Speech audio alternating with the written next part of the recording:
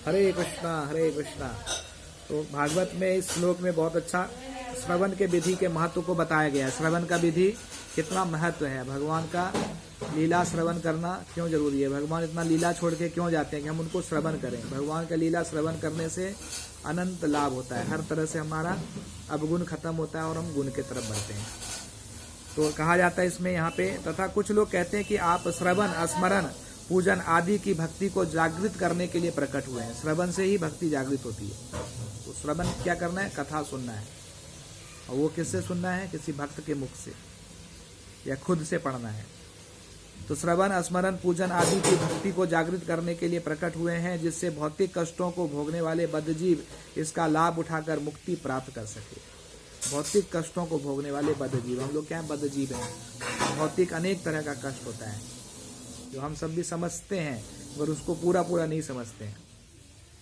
बहुत सारा कष्ट होता है भौतिक, काम, क्रोध, लोभ, मोह, ईर्ष्या तो है ही, और अनेक तरह का अनंत कष्ट होता है। सांस सुनने से सारा कष्ट खत्म होता है। अवगुण हमारे अंदर अनंत रहता है। भौतिक क्या है, अगर हम खाली भौतिक जीवन बिताते हैं वो अवगुण भरता है हमारे शरीर में। तो हम अगर वही कथा सुनते हैं भगवान का, तो उस अवगुण को भगवान हटाते हैं, साफ करते हैं। भगवान साफ करने का काम करते हैं। तो कितना बड़ा लाभ है। तो बच्चे को भी अगर आप कथा सुनाते हैं, राम कथा, कृष्ण कथा, तो उसका अवगुण खत्म होता है। कोई भी बूढ़ा, आप किसी भी उम्र में आप सुन के देख सकते हैं। तो क्या कह रहे हैं, तथा कुछ कहते हैं कि आप श्रवण, भगवान को कहा जा रहा है, आप श्रवण, स्मरण, पूजन आदि की भक्ति को जागृत करने के लिए प्रकट हुए हैं।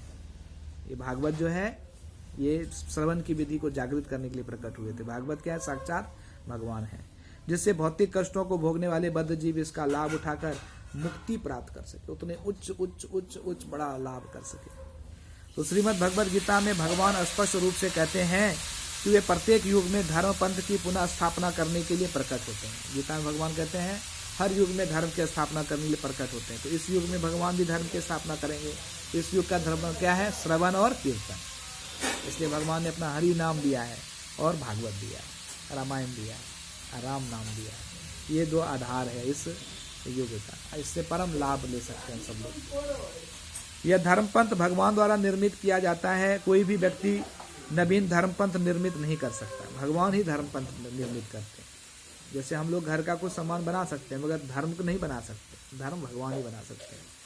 जैसा कि कुछ महत्वाकांक्षी लोगों के लिए यह फैशन बन गई है, वास्तविक धर्मपंथ यह है कि भगवान को परम सत्ता के रूप में स्वीकार करके, है ना, आजकल फैशन बन गया अलग अलग धर्म, मगर वास्तविक धर्म क्या है कि भगवान को, हरि को, परम सत्ता के कृष्ण को, नारायण को, वासुदेव, श्री हरि, विष्णु भगवान, राम भगवान को परम सत्ता के रूप में स्वीकार करके प्रगाढ़ प्रेम में उनकी सेवा की जाए, उनको प्रगाढ़ प्रेम किया जाए और उनको सेवा की जाए। ये धर्म है हम सबका, क्योंकि जीव तो सेवा करने के लिए ही आया है। हम सबका स्वभाव ही है सेवा करने का। गुरुपाद जी कहते हैं अगर गॉड का सेवा नहीं करोगे तो डॉग का सेवा करोगे, क्योंकि बिना सेवा किए हम लोग नहीं रह सकते। अगर भगवान का सेवा नहीं करेंगे तो क्या है, हम लोग कुत्ते का सेवा करने लगेंगे। आप देख सकते हैं आजकल ये बहुत ज़्यादा चले गया, क्योंकि लोग भगवान से दूर हो गए हैं। अब जिसको मन में क्या है, आत्मा को क्या है, सेवा, आत्मा तो सेवा चाहिए, वो तो बिना सेवा का नहीं रहेगा, उसको तो काम चाहिए, सेवा चाहिए। तो फिर वो क्या है, कुत्ते का सेवा करने लगता है। प्रेम करना चाहिए सबसे, मगर सेवा भगवान का करना है। तो क्या प्रगाढ़ प्रेम में उनकी सेवा की जाए, भगवान का प्रगाढ़ प्रेम की जाए और उनकी सेवा की जाए। जीव की तो सेवा करने के लिए ही है, क्योंकि स्वभावतः यह इसी के लिए बना है। जीव क्या है, भगवान की हम सब संपत्ति है। ये आत्मा जो है भगवान की संपत्ति है, तो जिसकी संपत्ति है उसकी तो सेवा करनी ही होगी। जीव का एकमात्र कार्य भगवान की सेवा करना है। भगवान महान है और जीव उनके अधीनस्थ है। भगवान महान है, हम सब उनके अधीनस्थ है। अतएव जीव का कर्तव्य उनकी सेवा करना है। हमारा कर्तव्य है उनकी सेवा करें और अपना सारा कार्य चलाएं, अपनी सृष्टि को चलाएं। ये सृष्टि भी उन्हीं का है, तो उनका सेवा के साथ साथ अपने सारे जीवन को चलाएं। दुर्भाग्यवश मोहग्रस्त जीव अज्ञानवश, है ना, मोह के कारण, अज्ञानता के कारण भौतिक इच्छा हमारा इतना है कि इंद्रियों के दास बन जाते हैं। क्या हमें लगता है हमें अपना सुख करना है, भक्ति भी करना है तो थोड़ा करना है, सुख अपना फिर करना है ज्यादा। ये इच्छा अविद्या या अज्ञान कहलाती है। अविद्या जो है अज्ञानता के कारण होता है। तो भगवान दो शक्ति देते हैं, विद्या भी देते हैं, अविद्या देते हैं। अविद्या कारण क्या, भगवान को भूलता है, और वही फिर वेद में जब विद्या लेते हैं तो फिर भगवान की तरफ बढ़ते हैं। संसारी पढ़ाई हमारा अविद्या हो जाता है। क्योंकि जो ज्यादा पढ़ लेता है फिर वो भगवान की तरफ नहीं जाता है। तो ऐसी इच्छा से ही जीव विकृत विषयी जीवन पर केंद्रित भौतिक भोग के लिए तरह तरह की योजनाएं बनाता है। हम सब बहुत तरह तरह की योजना बनाते हैं और सब असफल हो जाता है। अगर भगवान के साथ हम योजना बनाएंगे तो वो योजना भी सफल होगी। अतएव जीव परमेश्वर की अध्यक्षता में विभिन्न लोकों में विभिन्न शरीरों में देहांतर करते हुए जन्म मृत्यु के चक्र में फंस जाता है। अतएव जब तक कोई इस अविद्या की परिधि से जन्म मृत्यु के चक्कर में इस कारण आदमी फंस जाता है। जो इतना भोग चाहता है, अपना इच्छा आनंद चाहता है, शरीर के लिए भोग चाहता है, अपने के लिए जीना चाहता है, तो वो फंस जाता है। और वही भगवान का सेवा करते हुए जिएगा, भगवान का सेवा करते हुए जीवन यापन करेगा तो इस जीवन को भी अच्छे से चलाएगा और फिर वो जन्म मृत्यु के चक्कर से बाहर निकल के भगवान के धाम वैकुंठ चला जाएगा।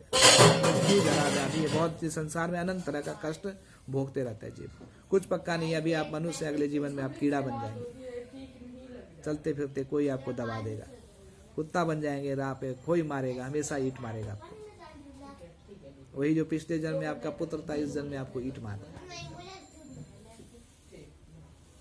तो शरीरों में देहांतर इसलिए जन्म मृत्यु के चक्कर में फंसता है आदमी। और अनंत तरह का, अगर हम भगवान के सत्ता में नहीं है, भगवान से प्रेम नहीं, उनका सेवा नहीं कर रहे हैं, श्रवण कीर्तन नहीं कर रहे हैं, तो भौतिक संसार भी हमें अनंत तरह का कष्ट देती रहती है। वो हमारे अंदर अवगुण भरती रहती है। तो श्रवण करने से क्या है, हमारा अवगुण खत्म होता है, जन्म मृत्यु के चक्र में फंस जाता है।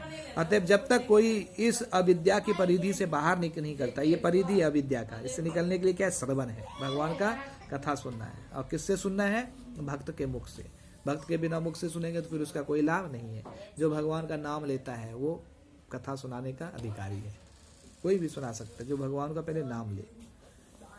ऐसे नहीं नाम हम ले नहीं रहे हैं, बस कथा को एक व्यापार की तरह सुना रहे हैं, बस नहीं होगा, उसका लाभ नहीं होगा, न खुद भी लाभ होगा न किसी को लाभ होगा। इस अविद्या की परिधि से बाहर निकल लेता जब तक वह जीवन के त्रिविध तापों से मुक्त नहीं हो सकता। यही प्रकृति का नियम है। प्रकृति का 3 ताप होता है, वो सबको भोगना पड़ता है।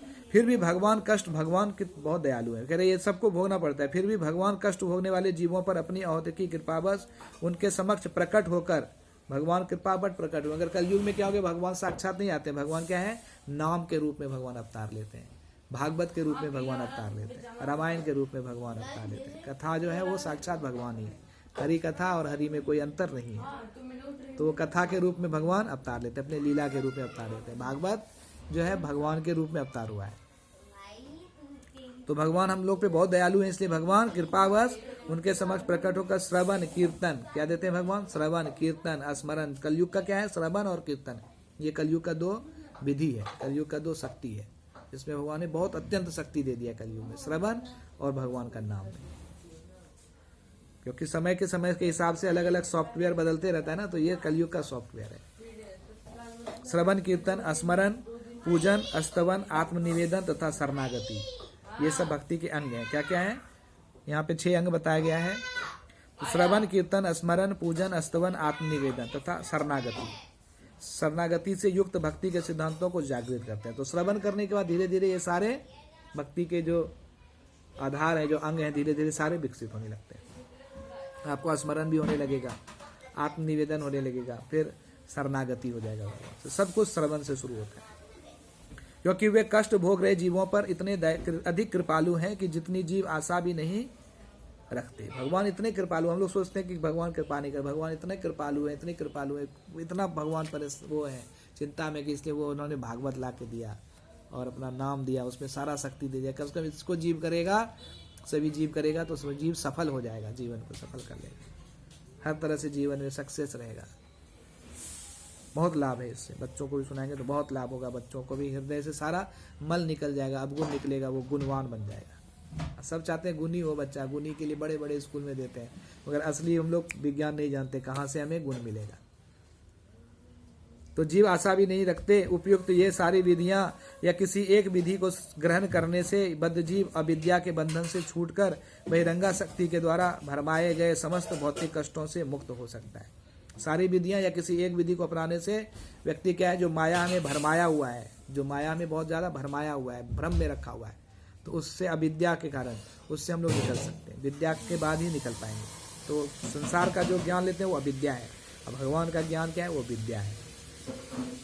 तो जीव पर इस प्रकार की कृपा मगर वो भी जरूरी है। भगवान कहते हैं अविद्या च योजनम, अब विद्या के बाद ही आदमी संसार में जी पाएगा, वो रोजगार के लिए है, काम के लिए, मगर विद्या से फिर क्या हो, छूट के ऊपर जाएगा और संसार में भी वो उच्च बनेगा। भगवान का कथा हरि कथा से ये विद्या ऐसे अनंत ज्ञान है, इस ज्ञान से हम लोग उच्च बनते हैं।